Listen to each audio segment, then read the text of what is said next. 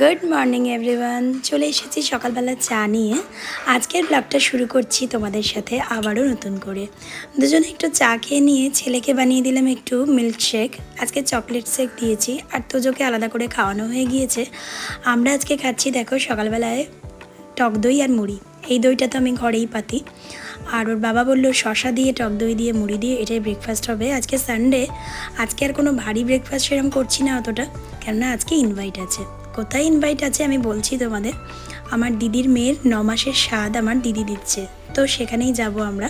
দিদির বাড়িতে ইনভাইট আছে, আমরা 2 বোন যাচ্ছি, মেজদিও আসবে, আমিও যাব। আর আমি দেখো এই গিফটটা দিচ্ছি।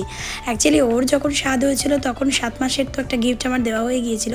আবার আজকে যেহেতু দিদির বাড়িতে একটা যাচ্ছি তো উপহার তো নিয়ে যেতেই হবে, তাই কাঁসারের 2টো বাটি প্যাক করে নিয়েছি। একে দেখো পুরো ব্যাগ নিয়ে নিয়েছে, খেলার ব্যাগ, ওখান থেকেই খেলতে চলে যাবে। এই যে চলে এসেছি দিদির বাড়িতে। আমার মাসিও চলে এসেছে, আমার মেজদিও চলে এসেছে। এই যে দেখো, আর যার স্বাদ হবে সে এখনও আসেনি, ওর শ্বশুরমশাই আর শাশুড়ি মা চলে এসেছেন। এই যে শ্বশুরমশাই বসে আছে, কথা বলতে বলতে এদিকে আমার বোনজিও চলে এসেছে। আর সাজানোও হয়ে গেছে দেখো, 9 মাসের স্বাদ খুব সুন্দর করে সাজানো হয়েছে। আমিও একটু ফুল দিয়ে করে দিলাম চারিদিকটা সাজিয়ে। আর এই যে এখানে অনেক রকমের ভাজা, 9 মাসের স্বাদ তো 9 রকমের ভাজা দেওয়া হয়েছে। এদিকে শুক্তো মাছের মাথা দিয়ে ডাল, ইলিশ মাছের ঝাল হয়েছে, একটা বড় রুই মাছের মাথার ঝাল। আর এদিকে বেগুন ইলিশটা ওর খেতে ইচ্ছে হয়েছিল, আর চিংড়ি মাছের মালাইকারি এটাও ওর খেতে ইচ্ছে হয়েছিল, তাই সাজানো হয়েছে। আমের চাটনি, মিষ্টি, দই, পায়েস সবই রয়েছে। সবাই আমরা একে একে এবার ওকে আশীর্বাদ করে নেব।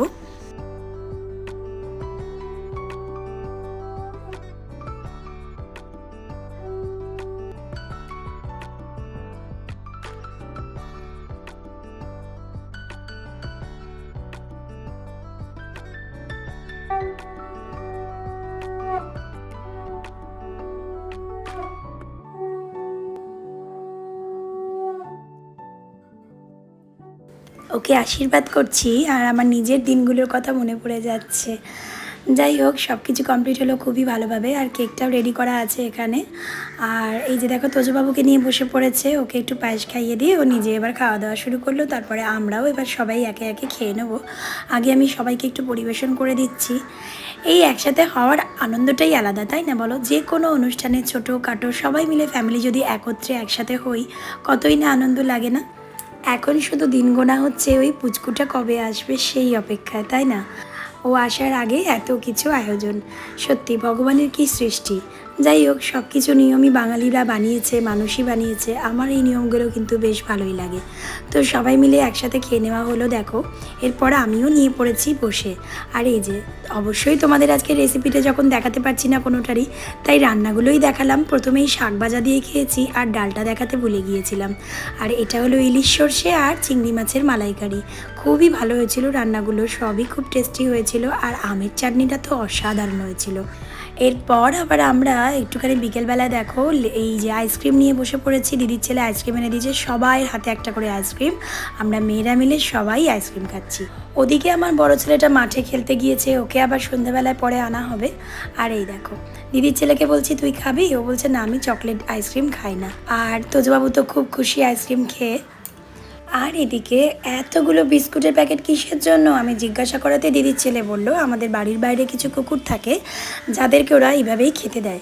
তো আমি তো শুনে ঝটপট চলে গেলাম। ভীষণ আমার ডগ লাভার, মানে খুবই ভালো লাগে, আমি পছন্দ করি। আমার নিজের একটা ছিল বিয়ের আগে, হ্যাঁ, কিন্তু সে তো অনেক দিন পর মারা যায়। একটা স্পেনিয়াল ছিল আমার।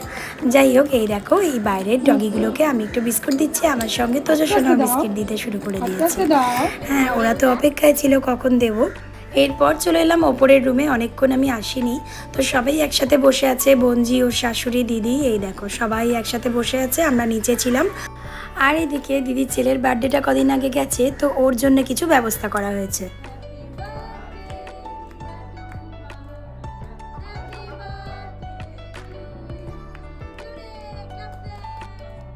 অ্যাকচুয়ালি ওর এপ্রিলে, মানে একদম লাস্টে 30 এপ্রিলে ওর বার্থডে গেছে। তো সেই সময় সবাই ব্যস্ত থাকায় কেকটা কাটানো হয়নি।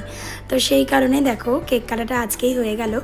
আর সবাইকেও কেক খাইয়ে দিচ্ছে, সাথে আমাকেও দিল। এরপর ওর যে 9 মাসের স্বাদ হচ্ছে তারও একটা কেক কাটিংয়ের ব্যাপার আছে। তো ও বললো সবাই মিলে মাদার্স ডে হিসেবে একসাথে কেক কাটবো, কারণ সবাই মা, কেউ মা হয়ে গেছে আর কেউ মা হবে। চলো আজকের ব্লগটা তাহলে এখানেই রাখছি। সবাই খুব ভালো থেকো, সুস্থ থেকো।